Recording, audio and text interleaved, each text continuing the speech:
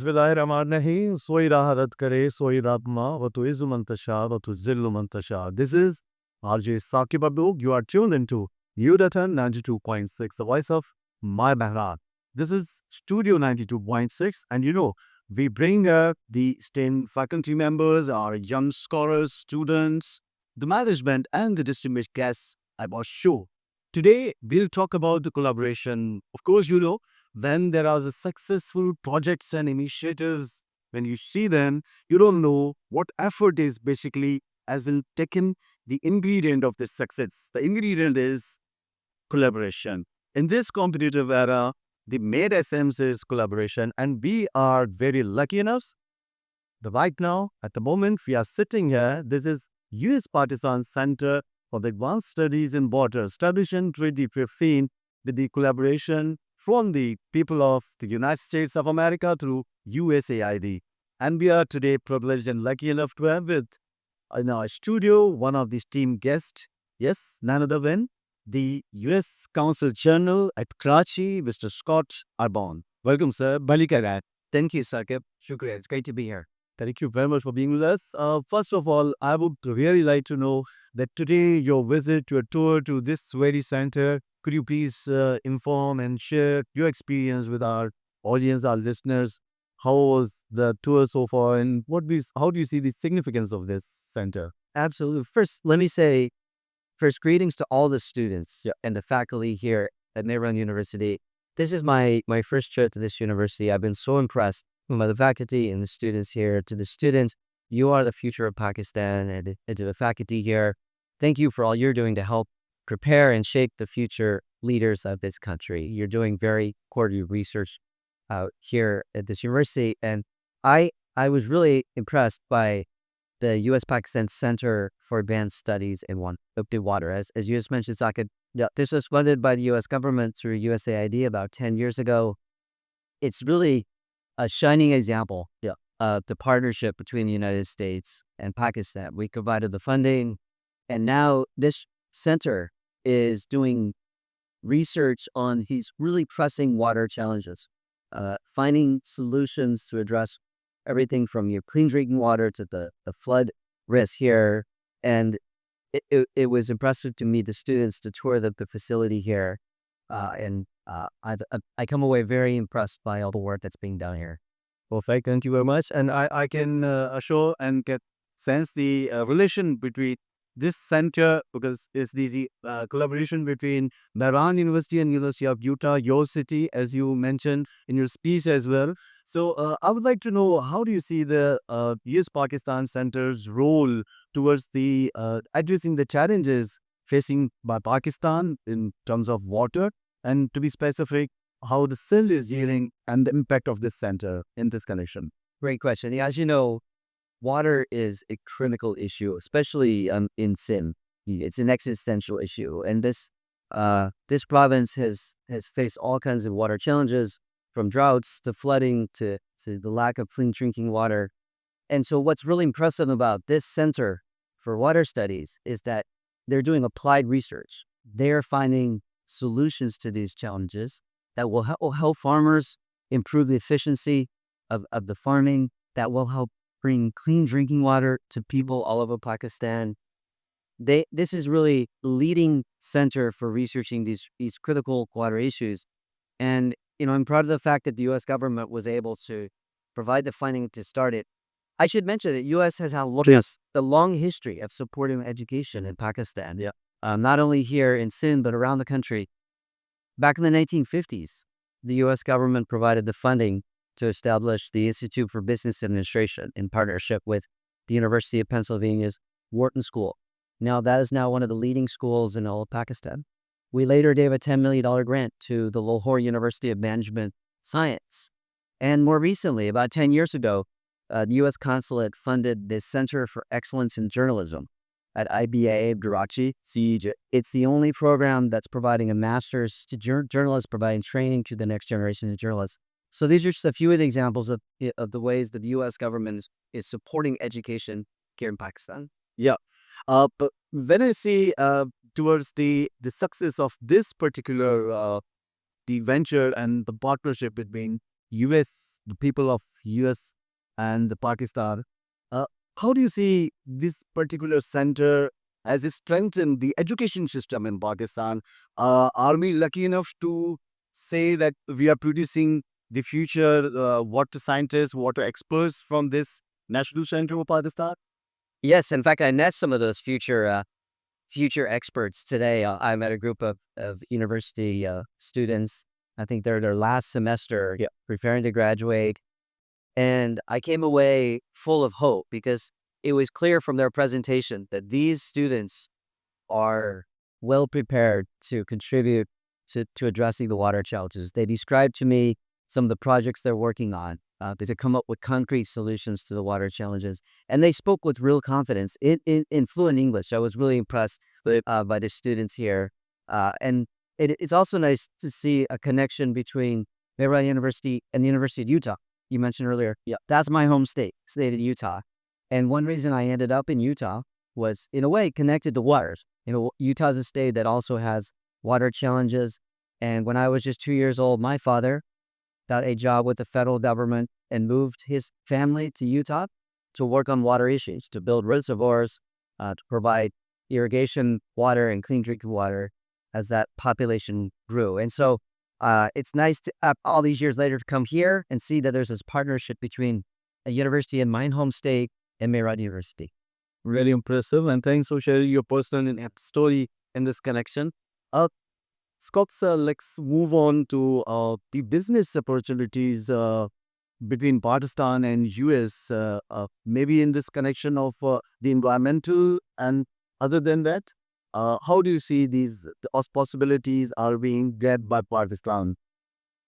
Yeah, I think there's a lot of potential here for business. Yeah. We support entrepreneurs in Pakistan in a number of ways. In fact, we have a new program for South Asian women innovators. So it's a mentorship program, and we've selected 7 Pakistani women innovators who have startups that are providing solutions to everything from wastewater management. You're supporting the Pakistani textile makers or handicraft makers. We've matched them with mentors in the U.S. and help them develop their businesses and reach larger markets.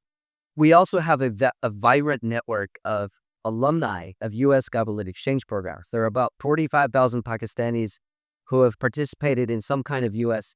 exchange program, and we have a number of programs to connect those alumni with U.S. companies. In fact, I just met with some alumni here in Hyderabad last night, and it's always impressive and inspiring to hear the stories about how they brought back experience from the United States and they're applying it to addressing some of the challenges here about stuff.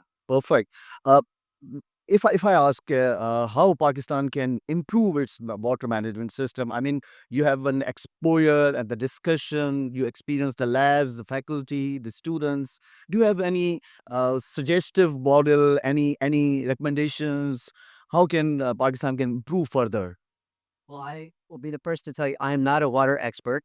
I think you have the experts here at this center. Right. And so some of the things I learned today were about the importance of applied research to working with local partners, including companies. I mean, a lot of the solutions that they're designing in the labs here have commercial benefits that could be used by farmers, that could be used by agribusiness.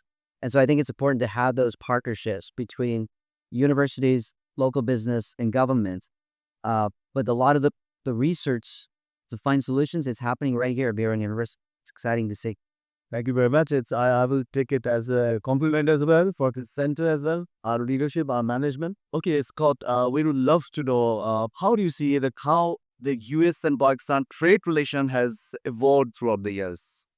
We have a very strong trade relationship with Pakistan, about $8 billion of annual trade, but we think there's potential for a lot more. And I can give you a couple examples, Keith. So our biggest export to Pakistan is cotton, high quality U.S. cotton coming to Pakistan, and Pakistani textile makers are turning that into high quality textiles for export to the United States. So that's not only generating jobs here, but it's also generating revenue for Pakistan. It's benefiting both countries.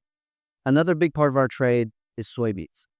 So yesterday I had a chance to visit a soybean processing plant here in Hyderabad. They're buying U.S. soybeans, which are rich in nutrients, and they're processing that into animal feed, mostly for chickens, as well as edible oils. So it's another example of how trade, in this case, soybeans benefiting U.S. farmers, but also helping to bring down food prices here in Pakistan. There were several years where the U.S. soybeans were not allowed into this market. We were able to resolve that issue earlier this year, welcome back the first shipment, and that's helping to bring down food prices in providing these nutrient-rich soybeans to the Pakistani market. Great. Listeners, just a shout out for you. We are in conversation with the U.S. Consul General Scott Urbom in our special exclusive episode for Studio 92.6. We are continuing with our questions. So, the basic, I would like to, your domain of field, foreign services while working in Nepal, Bhutan, India, Maldives, and all, and now in Pakistan. I would like to know, how do you see the future relationship with US and Pakistan? Yeah. What's ahead of us? I am very optimistic about the future of our relationship. You've seen just in these last 6 months a real positive turn in our relationship. A lot of senior level engagement, including just in recent weeks, the Deputy Prime Minister, Foreign Minister Dar, visited Washington to meet with Secretary of State Rubio. Chief of the Army Staff Munir visited Washington earlier this year, met with our president. And of course, if you go back to May, early May was a very dangerous time when the conflict between India and Pakistan broke out. The U.S. was able to help broker that ceasefire. Fortunately, that conflict ended within a few days. And I think it was an example of how the United States and Pakistan working together can really do great things. We have a lot of shared interests for Pakistan. And I think from counterterrorism to trade and investment, there's a lot we can do with Pakistan. We have growing cooperation, and I'm very optimistic about the future of our relationship. Of course, it's always very important, and indeed, the value added, of course, the Donald Trump and, of course, overall U.S. initiatives in this to tone down the overall situation were very important and acknowledged and appreciated. Let's go to some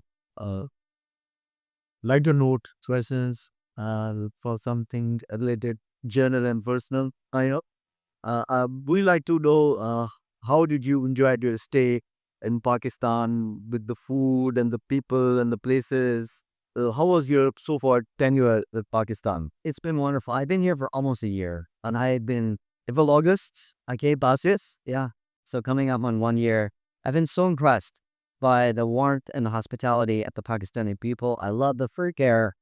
I always come away from my meetings with young people, including the students that I met today, with hope. And, they're so inspiring. The energy and enthusiasm of young people is really impressive here. And I also been impressed by the diversity in Pakistan, especially here in Sindh. People from so many different ethnic groups, religious groups, different languages, different perspectives. I really appreciate and admire the diversity of Pakistan. The beauty and the color of the culture here. And I will, on a personal note, I'll mention I also love the sports here. I'm a big fan of sports. And yesterday I had the opportunity to do some sports diplomacy. I visited the People's School Jamshoro for a sports diplomacy event. We had students who are participating in a English Access program. This was a program sponsored by the U.S. government to give students the opportunity to study English. And we had a sports day at the school, and I gave them a short taekwondo demonstration, and then we played cricket together. I've really enjoyed learning how to play cricket. I'm not very good, but I really appreciate the cricket. I think we have a shared love of sports, Americans and Pakistanis, and it's something that helps bring our two people together. Mask anything related to food, Pakistani fish or karai or dal, or what's the special taste? Anything? I love it all. I mean, we just enjoyed a great lunch with biryani. I love the spices. You miss it? I will miss it. The one great thing about America, though, is that we have food from everywhere, including Pakistan. So when I get back to the U.S., I look forward to going to my local Pakistani restaurant and enjoying some of the food that I've come to love here. Yes, well, when we talked about different programs offered by the U.S. government for the students and the other, the people of Pakistan working in different domains, can you please highlight a few for better understanding what exactly programs are currently being offered for the students and youth of Pakistan? Yeah, I'm happy to. We have a number of exchange programs for Pakistanis. One is for high school students. It's called the Youth Exchange and Study Program that sends um, outstanding high school students to the United States for a year of study. We have another program called the Humphrey Program, just as for professors to go to the United States or graduate students to study in the United States. The International Visitors Leadership Program is one of our premier programs, and that sends up-and-coming leaders, young professionals, working in government, media, business, to the United States for short-term visits to learn about the United States and bring that experience back to Pakistan. I should also mention we have a number of programs, education programs here in Pakistan. One of them is called the English Access Program, which provides English language instruction to students all over Pakistan. In fact, yesterday I had a chance to visit the People's School in Jamshoro to meet with some of the students, the Pakistani students who participate in this program. We had a sports diplomacy day. I was so impressed by their enthusiasm, their energy, and their fluent English. It's a really great program and just one of the several programs that we sponsor. The last thing I would mention is over the years, we've formed this alumni network. It's called the Pakistan U.S. Alumni Network, PUAN. We now have over 45,000 alumni of U.S. government exchange programs across Pakistan doing amazing things. I had a chance to meet with some of those alumni yesterday and hear some of their inspiring stories. Great. And what do you miss here in being in Pakistan? Anything related to back home? I miss my family. Yeah. Yeah, I do. I have my wife and my two daughters. They are in the United States. They're not with me in Karachi, but I've been telling them about the many great things I've been doing here, sending photos, sharing stories, and I'm looking forward to going back to see them soon. My older daughter just graduated from university with a degree in civil engineering, and I'm very proud of her. She just started her first job as a civil engineer last week. Congratulations and best wishes for the future. Acha, your portfolio and your profile says about your studying in Georgetown University and the. I would like to know what exactly you recall from your campus life. Yeah, being at university, visiting labs and auditoriums, anything from your campus life. It was a long time ago. I was a student in the 1990s, but I have fond memories of my time at Georgetown. I mentioned I grew up in Utah, western part of the United States, but as a high school student, I developed an interest in international affairs. And that's when I learned about Georgetown. Georgetown is one of the top universities for studying international affairs. It's in Washington, D.C., our capital, not far from the State Department, where I now work, where all the embassies are located. It's a great city to study. And so I went to Georgetown to study international affairs. Being in Washington, D.C. gave the exposure to all kinds of think tanks, to where a lot of the policy making process is taking place, internship opportunities. And the other great thing I did as a university student was study abroad. I had an opportunity to spend 1 year in the Middle East, in Turkey, in Egypt. I was studying Arabic, Turkish, Middle East. And that experience really reaffirmed my interest in international affairs and got me thinking about a career in diplomacy. Right. And then you say from life, Harvard University to National War College, how do you see this all shaping your skills and your expertise, your overall portion that's with this current role as a CG at Karachi? Well, I will say the best thing about my graduate program at Harvard was I met my wife. And then she was also a student there. Well, we met, we fell in love. And when we graduated, I joined the Foreign Service. She joined a year later. But that experience, besides meeting my wife, gave me exposure to students from all over the world. A lot of the top students from the United States and other countries come to Boston to study, and it gave me a chance to learn from that. And the same with the National War College, where I went a few years ago. It was a make career program for foreign service officers, as well as military officials from other countries, including Pakistan, which had partner nation students from all over the world. And that experience was also really enlightening because it gave me a chance to learn from military officers from all over the world to really focus on national strategy studies, to step back from the day-to-day work of being a diplomat and to look at how we develop strategy. That's something that served me well in my career as a diplomat. Perfect. And I'm really glad that you are keep mentioning your family, your wife, your daughters in this podcast to make it more special and more grateful for us, to all the listeners. I'm sure the viewers are must getting benefit and enjoying it as well. Before ending it up, I would like to make this floor open for you to share any insights, any message for our youth, for students, and in general, who and everyone who's listening to New Level 92.6, the campus radio. And if you can add some lines from Urdu or Sindhi, whatever you have learned in this final message, it will be beautified further. I'll do my best. Please. Well, first of all, thank you for having me. I really enjoyed our conversation today. To the students at Mehran University, thank you for having me here today. You have a wonderful university. And if I could just give you some advice, the classroom is important. The academics of the university are important, but there's a lot of learning that takes place outside of the classroom. So take advantage of those opportunities to learn from your fellow students and your faculty. Get involved with the different clubs, the community service opportunities. That learning that takes place outside of the classroom is just as valuable as the education you're getting in the classroom. And the message I would leave you with is really one of partnership. This visit to Mehran University was a reminder of the value of the partnership between the United States and Pakistan. The fact that we provided the funding to help set up the Center for Advanced Studies in Water, and now that center is producing some of the top water experts in this country, doing research to address water challenges.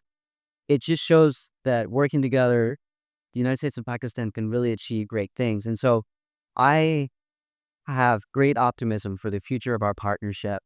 And I want to wish everyone here the very best. Bahut shukriya. Thank you. Thank you, Amaji. Let's say it in Sindhi as well. Let me help you out with this.